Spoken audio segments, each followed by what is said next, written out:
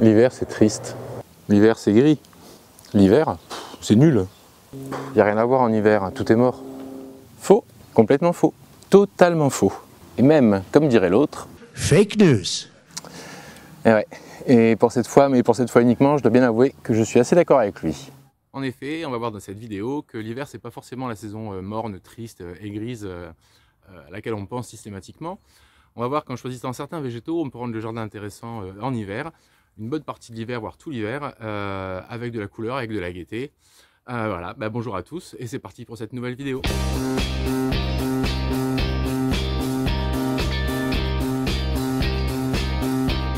Et je voudrais commencer cette sélection avec les cornouillers à bois décoratifs. Alors le genre c'est Cornus, et puis vous avez différentes espèces, Cornus alba, Cornus sanguinea, Cornus stolonifera, etc. Puis après vous avez différentes variétés, et donc la particularité des Cornus, c'est qu'ils présentent des bois vraiment très colorés en hiver. On a du rouge, on a de l'orange, on a du jaune, on a différentes nuances dans toutes ces couleurs, on a du vert également. On va commencer avec le premier qui est dans ce parterre-là. Donc voilà, là on a le Cornus Sericea flaviramea ou Cornus stolonifera flaviramea. Donc Cornus c'est le genre, Sericea ou stolonifera c'est l'espèce, et flaviramea c'est la variété. Alors franchement, quand vous avez ça dans le jardin en plein hiver, c'est difficile de se dire que l'hiver est triste. Alors c'est un petit arbuste qui va monter à 1,50 m, 2 m selon la façon dont vous allez le tailler. Alors d'ailleurs à la fin de la vidéo, je vous donnerai quelques indications sur la façon de tailler les cornouillers en fonction du résultat que vous voulez obtenir, et quelques points importants auxquels il faut penser pour avoir justement des bois très colorés. Alors lui au printemps, il va commencer à mettre un feuillage vert clair qui va conserver pendant tout l'été. On va aussi avoir une petite floraison blanche qui n'est pas spécialement décorative et tape à l'œil. En automne, lui, son feuillage il reste assez basique, mais une fois qu'il s'est débarrassé de son feuillage, on a son bois qui est un peu plus vert à la belle saison, qui devient jaune pétard comme ça. Alors cette couleur, vous allez l'avoir justement uniquement en hiver, sous l'effet du froid. Vous allez avoir le bois qui normalement est beaucoup plus vert en saison et qui va devenir doré comme ça, en particulier quand vous avez le soleil qui tape dessus. C'est une gerbe colorée dans tout le jardin, c'est vraiment super. Et on va aller voir d'autres cornouillers qui ont des couleurs différentes. On y va pour le suivant qui lui est rouge. On reste donc dans les Cornus, mais cette fois-ci vous voyez que les bois sont d'un rouge vraiment très lumineux, très vif. Et son petit nom à lui, c'est le Cornus alba bâton rouge, le bien nommé. Alors il y en a d'autres qui ont des bois rouges, hein, Cornus alba sibirica par exemple. Voilà, celui-là a apparemment un port un petit peu plus érigé, un peu plus droit. Il va monter à 1,50 m, 2 m, toujours en fonction de la façon dont vous allez le tailler. Lui aussi, son feuillage est vert en saison. Alors il y a certains cornouillers qui ont des feuillages panachés, parce que bon, sinon les cornouillers au printemps et en été, à part le feuillage vert, ils n'ont pas grand chose à offrir, sauf certaines variétés panachées. Ce qui est très intéressant aussi avec cette variété, c'est ses couleurs d'automne. Il va devenir pourpre, orangé, pourpre, rouge, orangé, vraiment de toute beauté. Et puis vous savez que moi j'adore les couleurs d'automne, mais voilà, c'est pas terminé, puisque en hiver vous avez ces grandes gerbes colorées, ces grandes gerbes rouges qui vont illuminer complètement vos massifs. Donc on a fait le jaune, on a fait le rouge, et maintenant on va voir l'orangé. C'est parti. Donc on est passé sur du bois orangé ici avec un cornouiller sanguin, Cornus sanguinea. Le nom de la variété c'est Midwinter Fire. Alors ça, ce sont les premiers pieds de cornouiller que j'ai installés au jardin. Il y en a 1, 2, 3, 4, 5 en arc de cercle. Voilà, et qui font un tableau hivernal absolument sublime. Alors lui, comme les autres en saison, il va avoir son feuillage, un feuillage vert assez basique, assez banal, des petites inflorescences blanches également. Mais alors l'automne, il va prendre des couleurs ambrées, orangées qui sont vraiment sublimes également. Et puis une fois que les feuilles sont tombées, on a ces gerbes orangées. Alors c'est presque un orange fluo. Moi franchement je l'adore, même quand il fait très gris, très sombre. On le voit absolument, on voit que lui dans le jardin. En plus il est juste devant la terrasse, donc je peux le voir depuis les baies vitrées. Ce qui est quand même vachement sympa quand on jette un petit coup d'œil au jardin quand il pleut. Donc Midwinter Fire, il peut monter jusqu'à 4 mètres en fonction de la taille. Au niveau du sol, les cornouillers ils vont accepter à peu près tous les sols, même des sols lourds, argileux, certains vont même apprécier les sols humides, voire les sols calcaires. L'exposition, il s'en moque un petit peu, plein soleil, mi-ombre ou à l'ombre. Alors à l'ombre, les couleurs d'automne risquent d'être un petit peu moins flashy, mais vous pouvez aussi l'installer à l'ombre, sa croissance peut être un petit peu ralentie à l'ombre.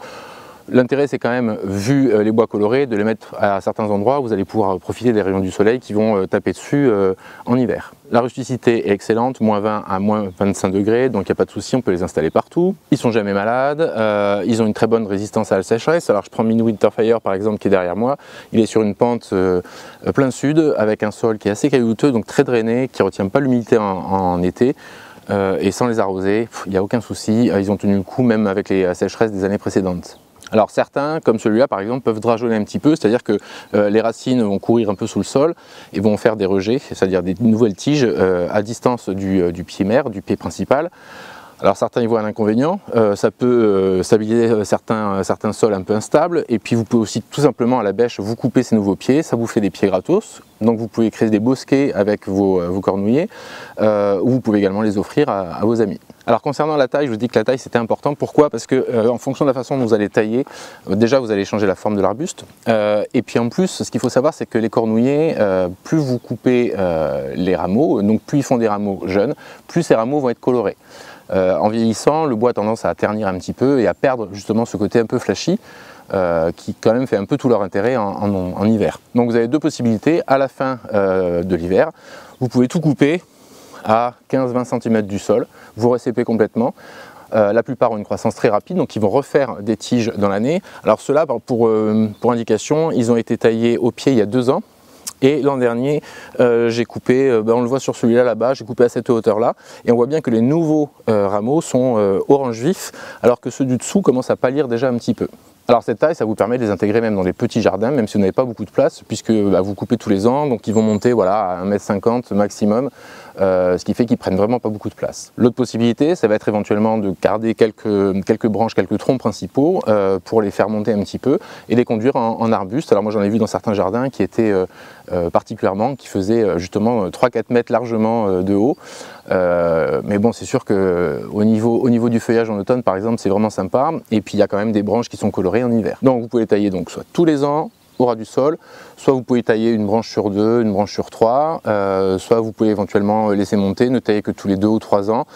C'est vous qui gérez en fonction de la place que vous avez dans votre jardin et en fonction bien sûr de l'effet désiré. On va quitter les bois colorés et on va aller voir les floraisons, parce que oui, il y a des floraisons hivernales et elles sont franchement sympas. Et ces fleurs, ce sont bien sûr les hellebores que vous voyez ici. Alors j'en ai une touffe ici, mais j'en ai un petit peu dans d'autres endroits du jardin que je vais vous montrer au fur et à mesure que je vous les présente. Alors dans les hellebores, Helleborus, vous avez pas mal d'espèces différentes. Il y en a une qui est la plus connue sans doute, qui est l'hellebore, qu'on appelle la rose de Noël, Helleborus niger, qui fleurit dans des tons blancs, mais qui est un petit peu plus difficile de culture, qui est réservé au sol très calcaire. Moi je l'ai essayé ici, elle ne se plaît pas dans mon sol. Par contre, celle que je vous présente aujourd'hui, enfin l'espèce que je vous présente aujourd'hui, c'est les hellebores orientaux ou les hellebores hybrides, hein, parce que maintenant on fait plus trop la distinction, qu'on appelle la rose de carême. Alors ces hellebores-là vont commencer à fleurir dès janvier ou février en fonction de la météo. Alors cette année la météo était un petit peu plus froide, donc la floraison a été un peu retardée, mais là on est mi-février et donc on est encore en plein hiver.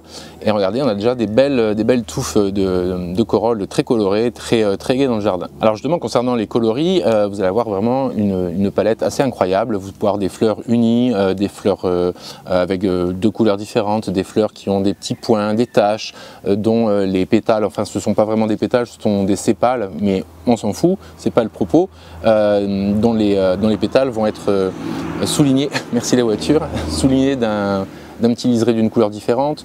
Vous allez avoir des hellebores qui vont avoir des fleurs simples, c'est-à-dire avec une seule rangée de sépales, d'autres qui vont avoir des fleurs doubles avec plusieurs rangées. Donc il y a vraiment une très large gamme de possibilités. Certaines sont nommées, donc quand elles sont multipliées dans des conditions particulières, on peut avoir un nom particulier pour une variété particulière.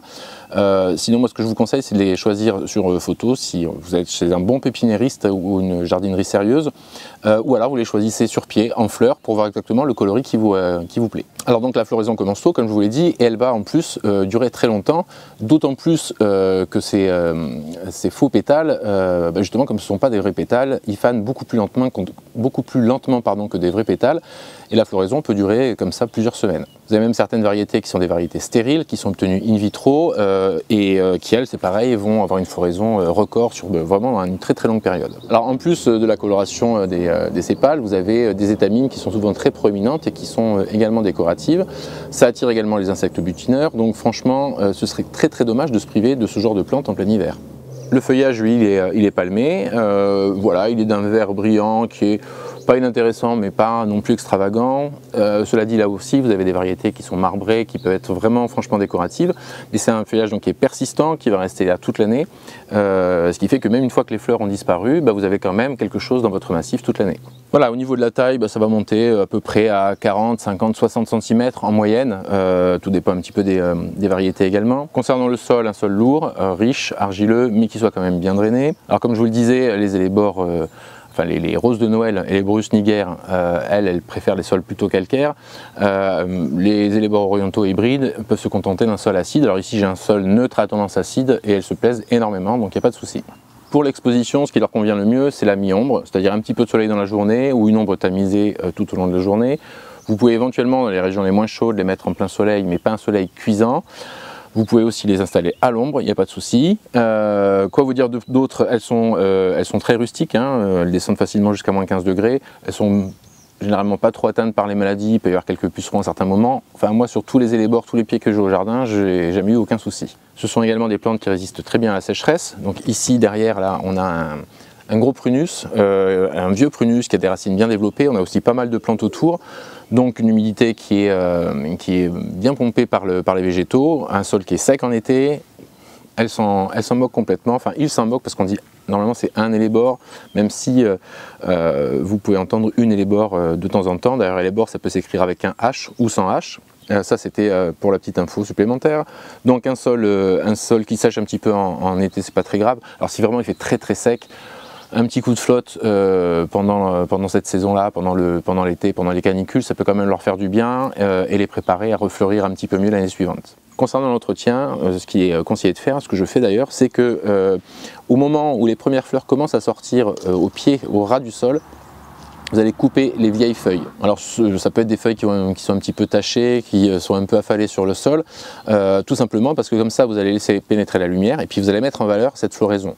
Ensuite le nouveau feuillage viendra se développer après la floraison et vous aurez de nouveau une touffe qui sera bien verte, bien fraîche pour tout le reste de la saison. Alors sur ces variétés qui ne sont pas des variétés stériles, les hybridations, c'est-à-dire les croisements entre différents plants sont légion, alors avec les insectes butineurs par exemple, et c'est une plante qui se resserre énormément, alors c'est pas envahissant mais enfin ça peut faire quand même pas mal de semis. Alors c'est l'intérêt, c'est que vous pouvez des fois avoir justement des hybridations qui vont vous donner des plants vachement intéressants avec des nouvelles couleurs que vous n'aviez pas au jardin. Si vous voulez pas avoir trop de semis, une fois que les fleurs sont fanées et avant que les graines ne se dispersent, vous verrez il y a des gousses, hein, vous coupez tout simplement les fleurs et puis après vous n'y touchez plus.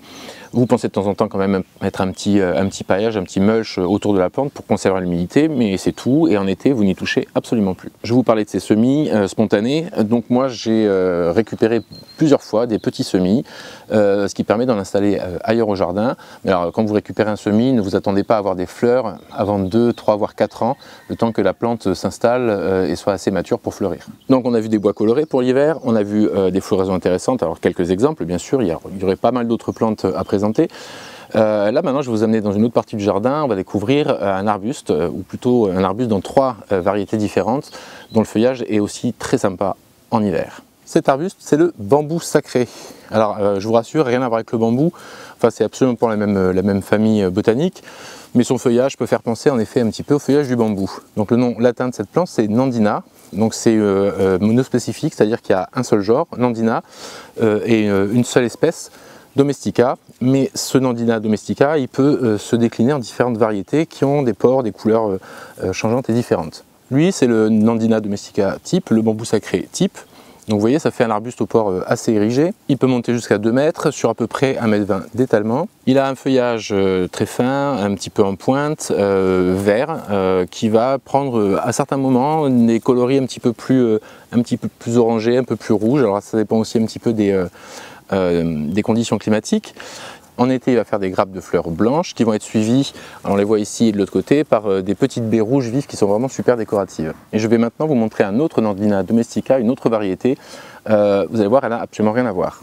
Alors rien à voir, bien sûr, pas tout à fait, ça reste un Nandina domestica, mais ici, le feuillage, bien qu'il soit allongé, est un petit peu plus large.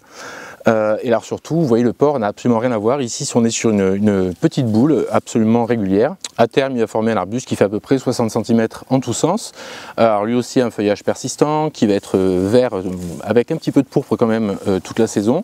Et en hiver, il est capable de prendre des teintes, vraiment des teintes de feu. Cette année, il est un petit peu moins coloré. L'an dernier, comme je vous montre sur la photo, il était vraiment d'un rouge absolument pétant, qui était vraiment très très sympa. Mais même en ayant des couleurs là un petit peu plus fades, on va dire, il reste quand même vachement intéressant pour un jardin en hiver. Cette variété, c'est le Nandina domestica Firepower. Alors lui, il va rarement ou très peu fructifier, mais bon, c'est pas très grave parce que franchement, rien que déjà la plante en elle-même est sympa. On va passer sur une dernière variété que j'ai installée l'an dernier et que franchement, je kiffe vraiment bien. Je vous y amène. Voici ce petit bijou, Nandina domestica Obsess Seika. Alors c'est un peu comme le premier que je vous ai montré, au niveau du port, au niveau du feuillage il est très fin également, mais alors déjà il va rester assez petit, beaucoup plus petit que le premier, puisque lui il va monter à 1 m, 1,20 m, ce qui veut dire que vous pouvez l'installer facilement dans un tout petit espace, dans un tout petit jardin. Et puis alors regardez-moi ce feuillage rouge, vraiment absolument sublime, il reste comme ça, il est comme ça depuis des semaines, voire des mois, depuis le début de l'hiver. Et alors en plus quand le givre vient se mettre dessus, c'est de leur favori, c'est vraiment un très joli feuillage, encore un très bel arbuste pour l'hiver. Alors la culture du Nandina n'est pas compliquée, ça accepte à peu près tous les sols, même un peu calcaire ou un peu acide.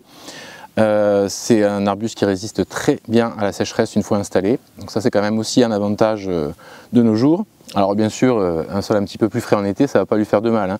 Mais il ne faut pas qu'il ait les pieds dans l'eau en hiver, donc il faut quand même que le sol reste drainé. C'est un arbuste que vous pouvez planter également en bord de mer, puisqu'il résiste très bien aux embruns.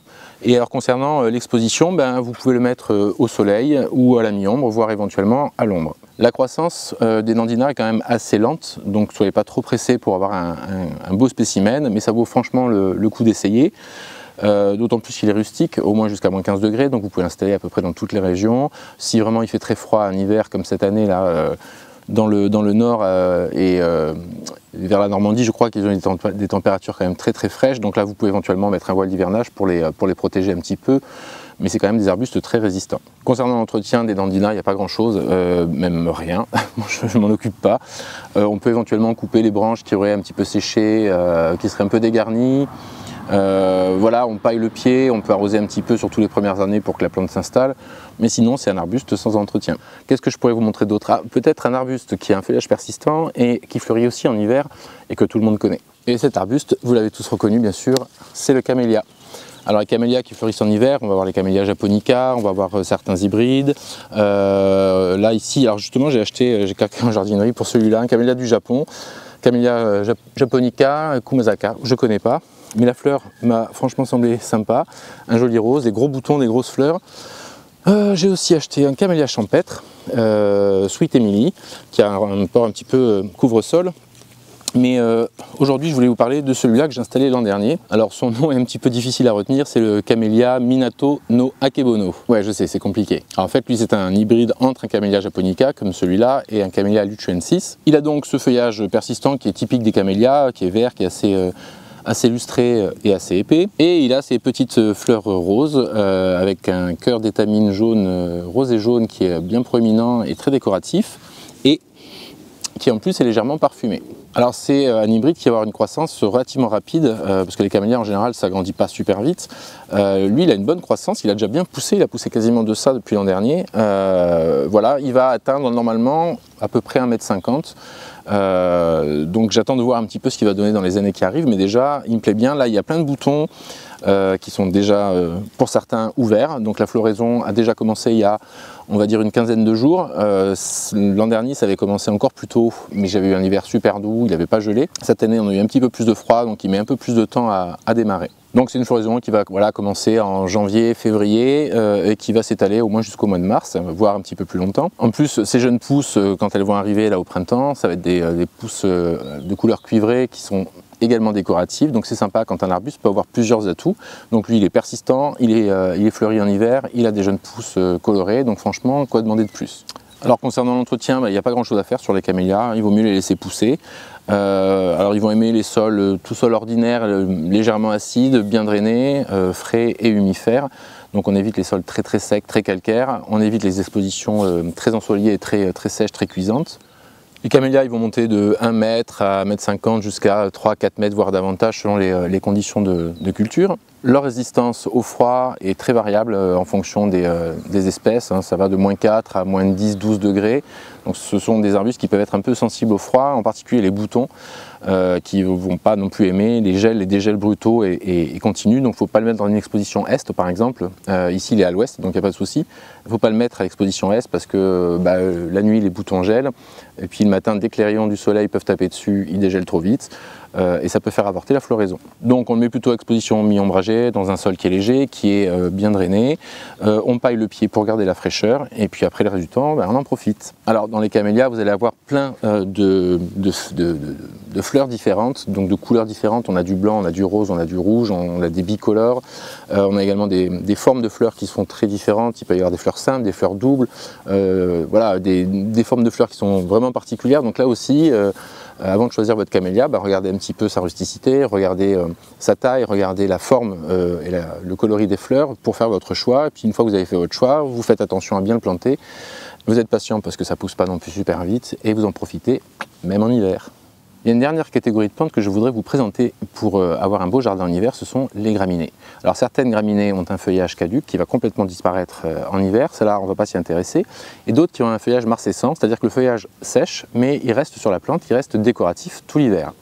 Et puis je vous parlerai aussi au milieu des graminées de certaines plantes qui ne sont pas vraiment des graminées, mais qui sont des plantes graminiformes, c'est-à-dire qui ont un feuillage, un port qui peut rappeler celui des graminées. On y va tout de suite très rapidement, je vous en montre quelques-unes dans le jardin.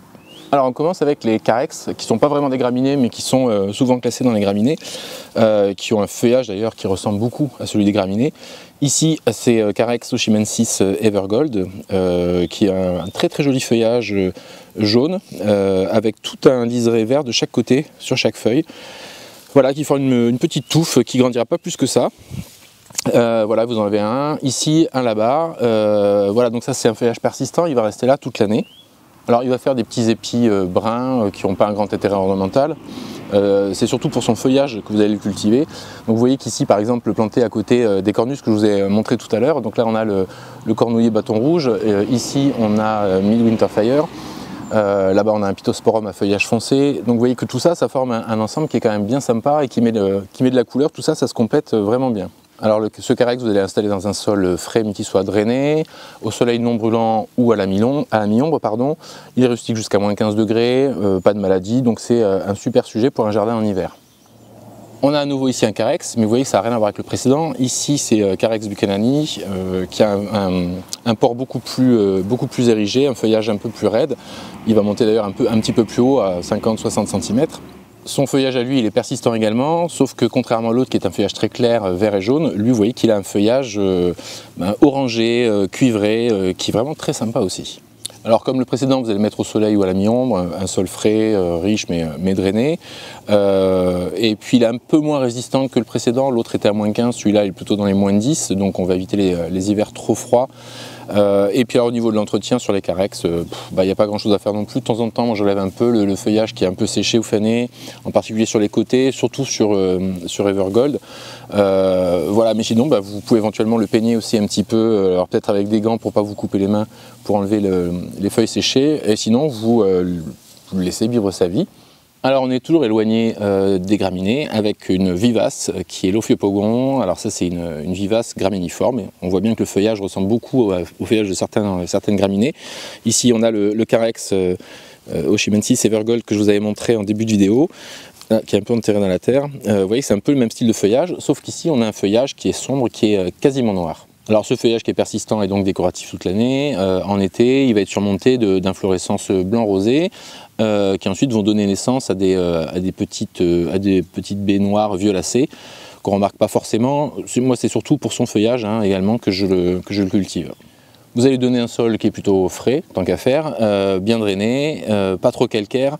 Mais alors l'avantage c'est que vous pouvez le planter au soleil, pas trop brûlant, à la mi-ombre, même à l'ombre, et même à l'ombre sèche, au pied des arbres et arbustes par exemple, parce que ça ne va pas le déranger. La seule différence, c'est que sur les terrains secs qui ne sont pas très souples, il va y avoir tendance à moins s'étaler, parce que sinon c'est une plante qui va petit à petit former des tapis. J'ai déjà vu des tapis d'Ophiopogon qui étaient absolument splendides sur plusieurs mètres carrés, et ça a quand même vachement de gueule. Donc pas d'entretien, il résiste à la sécheresse, quoi dire d'autre au niveau de la rusticité, moins de 10, on va dire moins de 15 degrés, même s'il préfère quand même les hivers un petit peu doux, tant qu'à faire. Et donc je ne sais plus si je l'ai dit, mais pas d'entretien, rien à faire, vous le laissez vivre sa vie. Vous pouvez de temps en temps rajouter un petit peu de mulch, de compost pour enrichir le sol, pour le nourrir, et pour aussi rendre la terre un peu plus souple, améliorer la qualité de façon à ce qu'il puisse être plus facilement à son aise. Alors je vous parlais des graminées, mais je ne vous en ai pas encore montré. Alors justement, on y arrive, on va terminer avec ça, avec les graminées, les vraies graminées. Ici on a des miscanthus. Celui-là c'est le miscanthus variegatus qui va avoir un feuillage panaché très très clair en saison. Là, de mémoire, c'est Malpartus qui prend des super coloris à l'automne. Et puis comme vous pouvez le voir, en hiver, on a, après que la floraison d'automne se soit terminée, donc les épis se sont un petit peu libérés de leurs graines, mais l'ensemble reste décoratif. Et donc la majorité de ces graminées vont prendre des teintes de caramel ou couleur paille, brun, ocre, etc. qui vont être sympas tout l'hiver, qui en plus représentent un abri pour certains insectes auxiliaires, donc ça les abrite pendant tout l'hiver, ce qui est quand même un bénéfice pour le jardinier, surtout si vous voulez un jardinier sans produits chimiques. Autre avantage des graminées, c'est que ce sont des plantes qui sont super faciles à cultiver, elles poussent dans quasiment tous les sols, elles résistent bien à la sécheresse, même si un petit arrosage, vraiment quand il fait très très chaud et très sec, ça peut permettre de garder des plantes un peu plus opulentes et surtout d'avoir une floraison plus marquée. Ce sont des plantes qui poussent très rapidement, qu'on peut diviser ensuite facilement pour en faire d'autres pieds et les installer au jardin. L'entretien des graminées est aussi très simple, puisque en fait, à la fin de l'hiver, on va tout simplement les tailler. Alors si vous ne savez pas trop comment faire, je vous mets le lien, parce que j'avais fait une vidéo l'an dernier sur la taille des graminées, la taille et le nettoyage des graminées en fin d'hiver. Encore une fois, dans la famille des graminées, vous avez un choix immense, avec différentes hauteurs, différents ports. Je ne peux pas tous vous les expliquer, c'est juste vous donner quelques pistes pour que vous ayez un jardin qui puisse être sympa en hiver. Et alors le conseil que je pourrais vous donner, moi justement, c'est de ne pas prendre juste un pied de ça et puis de se dire, ça y est, j'ai mon jardin pour l'hiver. Non, l'intérêt c'est justement d'accorder toutes ces plantes ensemble, les écorces, les floraisons, les feuillages qui sont séchés, qui peuvent être décoratifs aussi. On n'oublie pas non plus les feuillages persistants qui donnent de la structure et qui vont lier un petit peu toutes ces couleurs entre elles. Donc il y aurait sans doute beaucoup d'autres plantes à vous présenter pour l'hiver. Là c'était juste une petite sélection, peut-être pour vous donner quelques pistes pour commencer. Je vous invite également à aller regarder d'autres vidéos qui sont sur la chaîne dans lesquelles je vous présente des arbustes qui ont un feuillage persistant et qui sont intéressants toute l'année. Alors je parle entre autres du Daphné qui est derrière moi, mais je vous présente d'autres arbustes persistants que vous pourrez utiliser pour avoir des compositions hivernales sympas. Voilà, cette fois-ci la vidéo est terminée, j'espère que vous l'avez aimée. Si c'est le cas, n'hésitez pas à liker, n'hésitez pas non plus à vous abonner et à activer la petite cloche pour être tenu informé des nouvelles vidéos qui sortent. Voilà, commencez à regarder un petit peu ce que vous pouvez planter pour avoir un beau jardin en hiver, mais pas que, hein, n'oubliez pas les autres saisons. Et puis je vous dis à très bientôt et bon jardinage. Ciao!